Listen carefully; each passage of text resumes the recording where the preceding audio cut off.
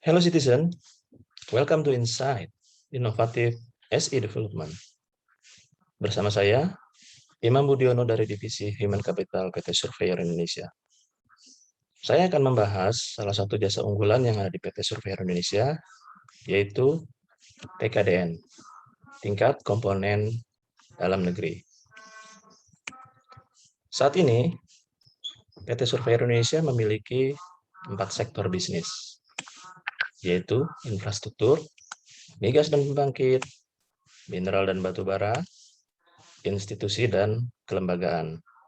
TKDN merupakan salah satu jasa unggulan yang ada di sektor bisnis infrastruktur.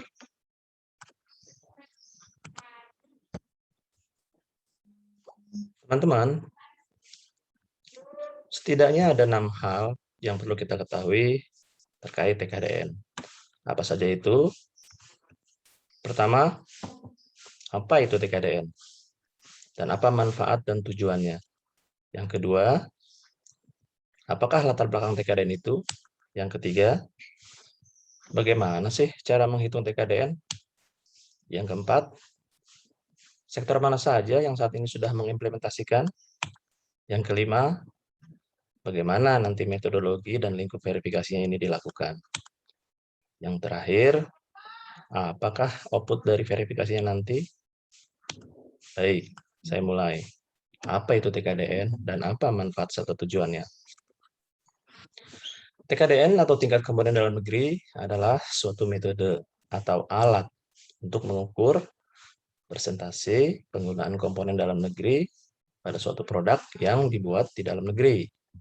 Jadi kata kuncinya adalah dibuat di dalam negeri ya teman-teman. Artinya kalau produk itu dibuat di luar negeri, bisa dipastikan nilai TKDN-nya 0. Sementara untuk yang dibuat di dalam negeri, nilai TKDN-nya adalah antara 0 sampai 100%. Nah, apa sih manfaat TKDN ini?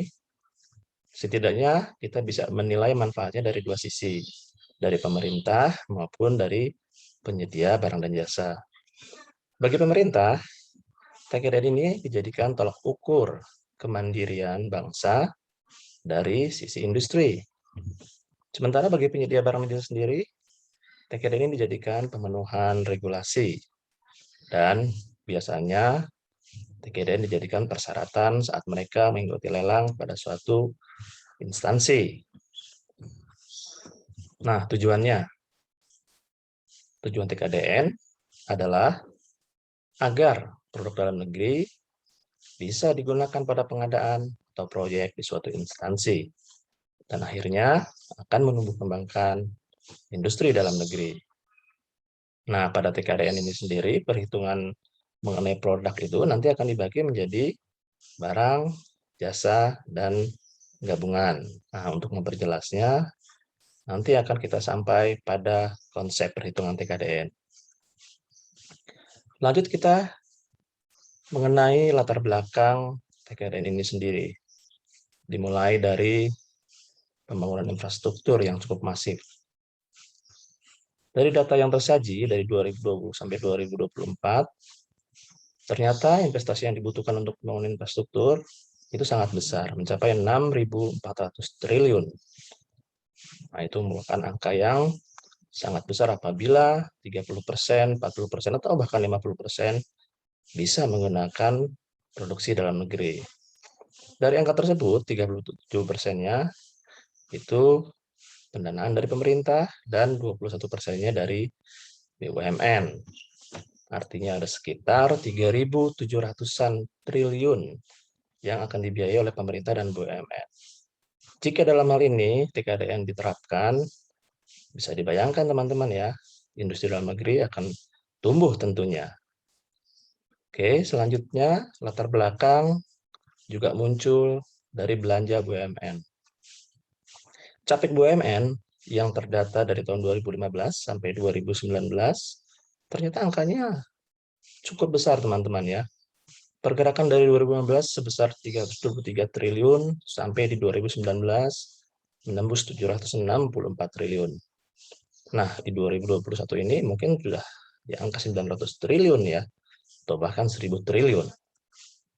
Kenapa sih nih si BUMN dijadikan target, ya karena memang salah satu tupoksinya adalah menjadi lokomotif perkembangan ekonomi dan industri dalam negeri. Dan BUMN diberikan kewajiban untuk mengutamakan penggunaan produksi dalam negeri, rancang bangun, dan perekayasaan nasional, serta perluasan kesempatan bagi usaha kecil. Memang pada praktiknya saat ini implementasi TKDN di BUMN belum optimal. Oleh karena itu, di sini peran Survei Indonesia dan Sukovindo untuk bisa menggerakkan terkait dengan implementasi TKDN pada BUMN, dan sudah dimulai pada beberapa BUMN yang melaksanakan TKDN untuk 2 tahun ke belakang. Kita lanjut ya teman-teman mengenai kebijakan ataupun peraturan. Dari sisi kebijakan dan peraturan, sesungguhnya TKDN ini sudah sangat lengkap dari mulai nawacita yang memang di sana mempunyai target untuk mewujudkan kemandirian ekonomi dengan menggerakkan sektor-sektor ekonomi domestik sampai ke landasan hukum UUD, Perpres, dan Inpres 2009. Kemudian diturunkan lagi melalui Kementerian Perindustrian ada beberapa Permenperin terkait dengan TKDN dari 2014 sampai 2012, kemudian di Kementerian SDM nomor 15 tahun 2013, Kominfo, dan SK Migas. Di tatanan implementasi juga sudah dijelaskan dengan sangat detail dari mulai pembinaan, pemberdayaan, dan pengawasan. Artinya saat ini hanya tinggal bagaimana mengimplementasikan TKDN tersebut di sektor-sektor terkait. Nah, kita lanjut ke sektornya nih. Saat ini sudah ada 7 sektor setidaknya yang sudah menerapkan TKDN. Awal pertama kali itu diterapkan pada SKK Migas, jika teman-teman ingat. Nah, ini ada PTK Revisi 007 2004. Ini PTK Revisi 1 sebagai cikal bakal. Nah, kemudian ditarik ke Permen SDM nomor 15 tahun 2013. Dan pada 2017, Permenperin juga mengeluarkan nih untuk sektor ketenaga listrikan. Lanjut lagi di tahun yang sama, keluar juga Permenperin terkait handphone, komputer, dan tablet. Kominfo melanjutkan pada tahun 2011 untuk perhitungan TKDN capek-opek sektor telekomunikasi. Dilanjut 2020 ada 3 terkait kebijakan TKDN yang dikeluarkan, yaitu elektronika dan telematika, farmasi, dan terakhir adalah kendaraan listrik. Nah, saat ini inilah kira-kira implementasi sektor TKDN. Nah, jika ini akan dilanjutkan dan berkembang terus, bisa teman-teman bayangkan bahwa pendapatan kita, Survei Indonesia, dari jasa verifikasi TKDN itu adalah sangat besar. Lanjut, nah ini yang menjadi perhatian khusus untuk teman-teman semua, karena selama ini terkesan TKDN itu susah menghitungnya ya. Di sini akan saya buatkan penjelasan untuk memudahkan. Bagaimana sih cara menghitung TKDN itu? TKDN dihitung berdasarkan cost basis. Apa sih yang dihitung? Yang dihitung adalah produk yang terdiri dari barang, jasa, gabungan barang dan jasa, seperti yang saya sudah jelaskan di awal. Kemudian, dari produk tersebut, kita hanya tinggal memilih nih, mana KDN-nya, mana KLN-nya. KLN adalah komponen dalam negeri, dan KLN adalah komponen luar negeri. Dari sana, sesuai dengan peraturan Menteri Perindustrian, kita akan memilah-milah mana yang masuk kategori material, mana yang masuk kategori tenaga kerja, dan mana yang masuk kategori alat kerja. Nah, material itu nanti akan kita hitung berdasarkan country of origin. Artinya dari mana material tersebut berasal, dari dalam negeri atau dari luar negeri. Berkaitan dengan tenaga kerja, nanti akan dihitung berdasarkan kewarganegaraan, citizenship. Apakah dia warga negara asing ataukah dia warga negara Indonesia. Berkaitan dengan tenaga kerja dan alat kerja akan dinilai berdasarkan kepemilikan saham dari perusahaan yang bersangkutan. Nah, ini adalah cara yang sangat sederhana bagaimana menghitung TKDN. Jadi TKDN itu adalah total komponen dalam negeri dibagi total komponen dalam negeri dan total komponen luar negeri dikali 100%. Nanti TKDN akan muncul dalam satuan persentase.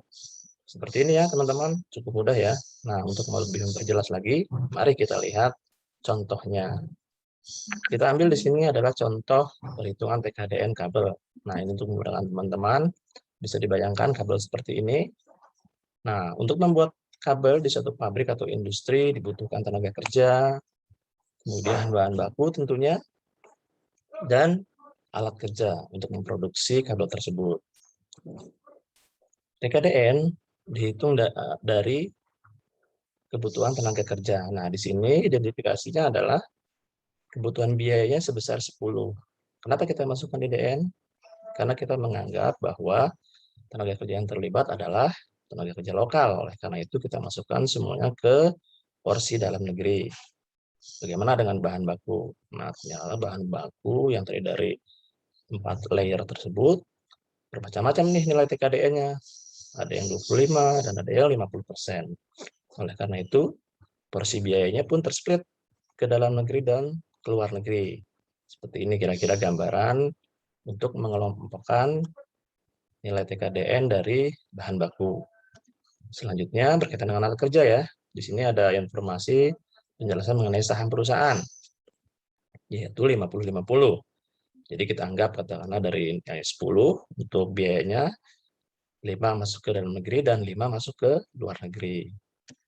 Kita total, oh ternyata biaya dalam negeri 60 dan biaya luar negeri adalah 60 ya. Jadi total keseluruhan adalah 120 untuk biayanya. Nah, nilai TKDN ini tinggal kita bandingkan antara total biaya dalam negeri, yaitu 60, dibagi dengan total keseluruhan 120. Jadi, nilai TKDN untuk kabel tersebut adalah 50%. Mudah ya, teman-teman ya. Oke, kita lanjut. Masuk ke metode pelaksanaannya. Seperti apa sih dilakukan? Pada dasarnya, perhitungan TKDN ini nanti akan dilakukan pembuatan self-assessment. Di sana laruhnya. Perusahaan akan membuat self-assessment berdasarkan dokumen yang bisa dipertanggungjawabkan. Selanjutnya akan diverifikasi oleh Surveyor Indonesia berdasarkan ketentuan yang berlaku. Setelah selesai, akan dibuatkan laporan yang akan ditandasahkan oleh kementerian terkait. Seperti ini kira-kira metodenya. Nah, lingkupnya terdiri dari apa aja? Saat ini verifikasi TKDN dilakukan mulai dari TKDN barang yang ada di pabrik, atau di industri, atau di kawasan industri. Kemudian ada TKDN di fase mulai dari lelang sampai dengan pelaksanaan proyek.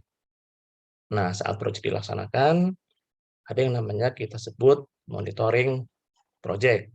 Sementara saat proyek itu selesai dan kita masuk di sana, itu kita namakan TKDN post audit. Jadi gambaran di sini cukup jelas teman-teman ya, bahwa TKDN itu benar-benar dimulai dari fase industri sampai ke pelaksanaan proyek, sampai proyek itu selesai. Artinya potensi pekerjaannya cukup banyak. Kita lanjut. Nah, setelah teman-teman verifikator atau asesor melaksanakan verifikasi, tentu ada keluarannya. Apa sih bentuknya? Ini teman-teman, ada sertifikat yang dikeluarkan oleh Kementerian Perindustrian. Ini untuk kategori barang yang dibuat di pabrik yang ada di dalam negeri. Nah, ini terdata di website Kementerian Perindustrian. Bagaimana dengan TKDN Project? Nah, untuk tanda TKDN Project nanti akan dibuat oleh Kementerian Teknis terkaitnya. Contoh, untuk sektor migas, nanti TKDN-nya akan dikeluarkan oleh SDM, khususnya di Ditjen Migas.